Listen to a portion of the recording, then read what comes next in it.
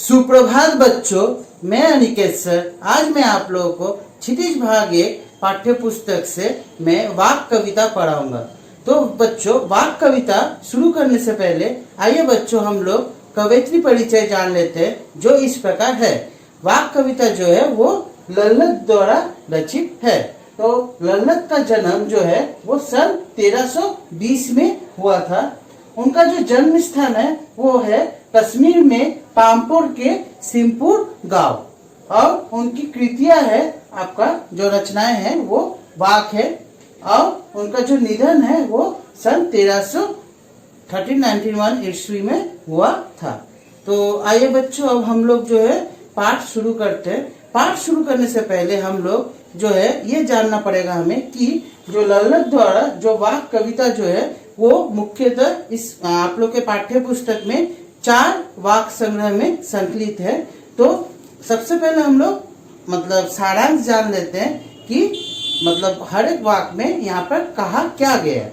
तो पहला वाक्य जो है, पहले वाक्य में यहाँ पर यही कहा जा रहा है कि ईश्वर प्राप्ति के लिए मनुष्य द्वारा किए जाने वाले सारे प्रयास जो है वो व्यर्थ हो रहे।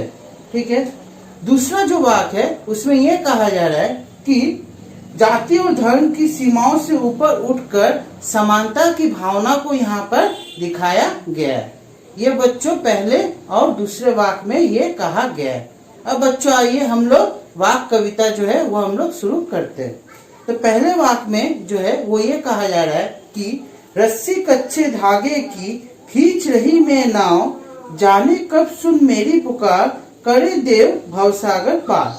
अर्थात यहाँ पर जो है कवयित्री जो है वो ये कह रही है कि मनुष्य जो है, मनुष्य का जो जीवन जो है उसका कुछ भी भरोसा नहीं है। आज जो हम लोग जीवित है, अगले क्षण क्या होगा ये हम में से किसी को भी पता नहीं है। ठीक है बच्चों। तो सांस जो है यहाँ पर कवयित्री कह रही है, हम सांस रूपी रस्सी से इस शरीर रूपी नाव को हम लोग खींच रहे हैं। ये रस्सी जो है वो इतनी कच्ची है, अर्थात हम लोग का जो मतलब सांस जो है वो इस क्षण चल रहा है, अगले ही क्षण हम लोग का मृत्यु हो जाए इसका भी कोई भरोसा नहीं है। अगले क्षण हम लोग की मृत्यु भी हो सकती है। तो इसीलिए बच्चों यहाँ पर कहा जा रहा है कि ये रस्सी जो है वो काफी कच्ची है और इस कच्ची रस्सी से हम लोग शरीर रूपी नाव को हम लोग खींच रहे हैं। और यहाँ पर ईश्वर से ये प्रार्थना कर रही है कवयित्री कि जाने कब ईश्वर जो है उसकी पुकार सुनेगी और इस जीवन रूपी भवसागर से उसे पार करवाएगी, अर्थात इस लोक से उस लोक में उसे ले जाएगी। ये बच्चों यहाँ पर कहा जा रहा है।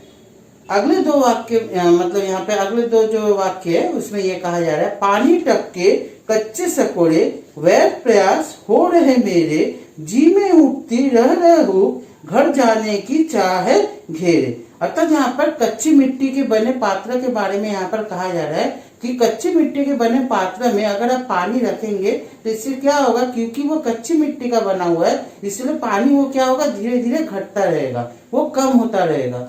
इसीलिए अगर क्योंकि वो पक्की मिट्टी का बना हुआ नहीं है, उसी प्रकार अगर हमारा ज्ञान जो है वो अधूरा है तो वो क्या होगा, हम लक्ष्य जो है हम प्राप्त करना चाहते हैं वो हम प्राप्त नहीं कर पाएंगे। तो यहाँ पर कवयित्री का जो है, यहाँ पर कवयित्री का यही लक्ष्य है कि वो ईश्वर के शरण में जा पाए।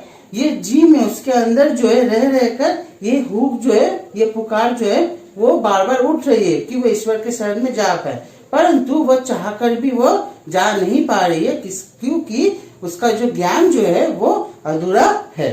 ठीक है बच्चों। अब कुछ कठिन शब्द हैं इस प्रथम वाक्य में, उससे आप लोग थोड़ा ध्यान दीजिए, आप लोग के पाठ्य पुस्तक में ही है।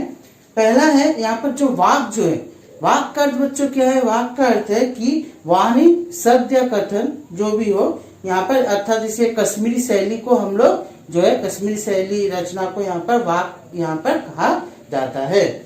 अच्छा, कच्चे सकोड़े का अर्थ होता है स्वाभाविक रूप से जो कमजोर हो।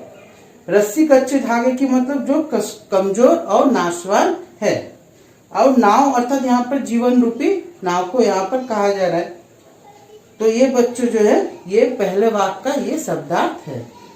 दूसरे वाक्य में बच्चों देखिए यहाँ पर क्या कहा जा रहा है, खा खा कर कुछ पाएगा नहीं, न खाकर बनेगा अहंकारी।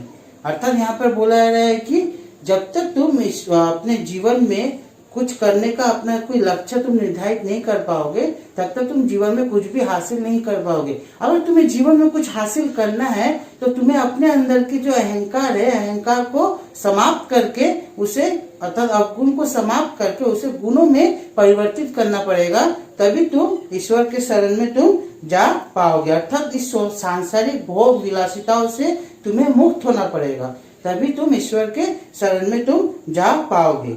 अगले 2 वाक्य में क्या कहा जा रहा है? समखा तभी होगा संभावी, खुलेगी सांकल बंद द्वार की।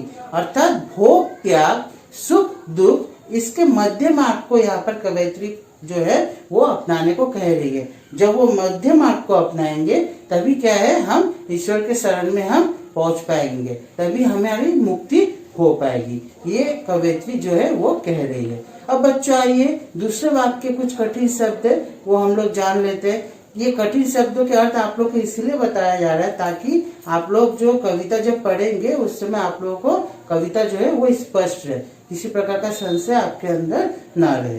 दूसरे वाक्य का जो शब्दार्थ है देखिए, सम का अर्थ होता है अंतःकरण या फिर बाह्य इंद्रियों का जो संबंध, उसे कहा जाता है। समभावी अर्थात समानता की भावना, और खुलेगी सांकल बंद द्वार की अर्थात यहाँ पर जो मन मुक्त होगा वो यहाँ पर कहा जा रहा है। तो बच्चों आशा किया जाता है आप लोग को जो आज पढ़ाया गया आज की कक्षा में आप लोग भली भांति समझे होंगे। पहले और दूसरे वाक्य की व्याख्या आप लोग को आज की कक्षा में समझाया गया, कठिन शब्दों के अर्थ भी बताए गए। तो अगली कक्षा में हम लोग तीसरे और चौथे वाक्य की व्याख्या हम लोग जानेंगे। धन्यवाद।